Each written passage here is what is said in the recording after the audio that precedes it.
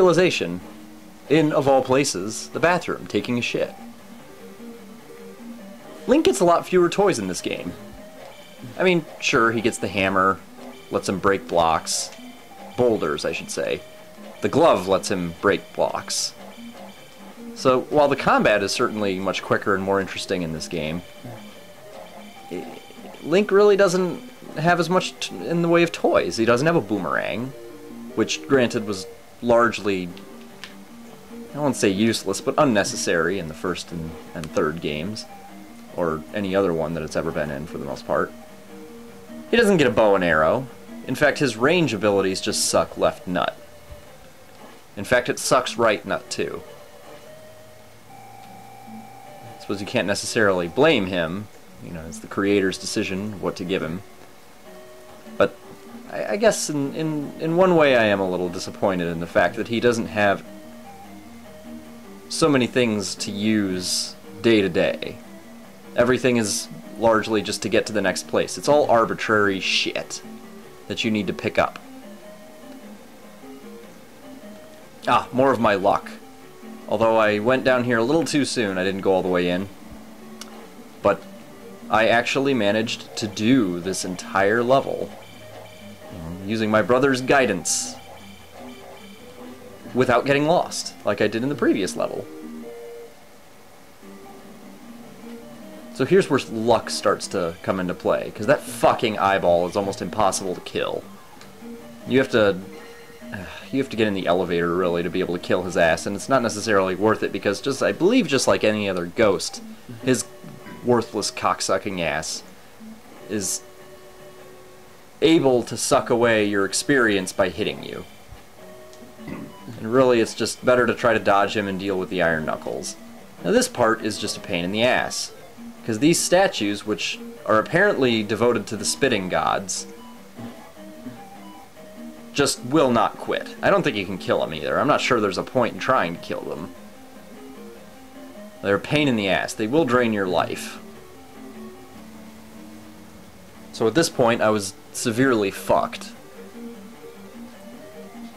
I was a little bit concerned, not that I didn't have lives to waste. But it's no fun running around having gone through such a good run, having no life, no magic, and then awaiting you this fucker and his buddies. This guy's far too happy with his lot in life. Literally, he just has to wait for some stupid asshole like you to come running at him, and he just stands there all day chucking maces. I imagine there's some kind of sexual frustration involved with his job, but he gets to take it out on you. You can't argue with that. The only thing more gratifying than achieving your dreams is to make some other asshole suffer when you don't achieve them. And this guy just exemplifies that. He's the mascot. You know there's some 50-pound nerdy guy in there. It's just a suit. And he is just raging against you for his misfortunes. Ah, this fun. Do try to get that. Sure, you can make it up. It's not necessary, but do try to get that. Now here was the luck part. There's no way I should have been able to beat this guy, in my opinion. Normally an iron knuckle just is really good at the killing blow. That's when they really seem to get aggressive in my experience. This guy, for some reason I was able to react perfectly to all his attacks and block them. It's sort of a grim determination. Not that it was going to help me afterwards, but I was impressed. I was pleased with myself, and as you can see, I still have the same amount of life, so I didn't get fucked in the next room either. And here's a trick. It didn't work perfectly, but it worked somewhat. If you need to use the life spell, and you have a red thing nearby, let it fill up to where you know you need it. Use the life spell while it's still filling. Don't wait until after it's filled. And it will continue to fill back up for some way.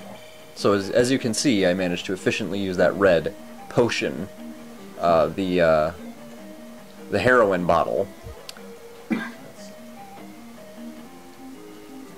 And I had the strength to fight this fuck, who's kind of creepy.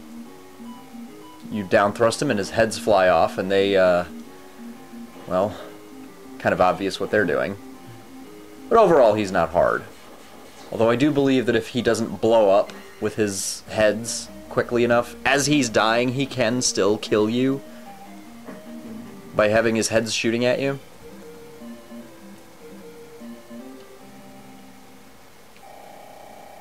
And after that, you have finished Palace 2.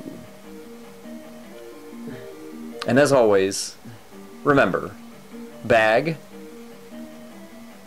and allow your level to go up.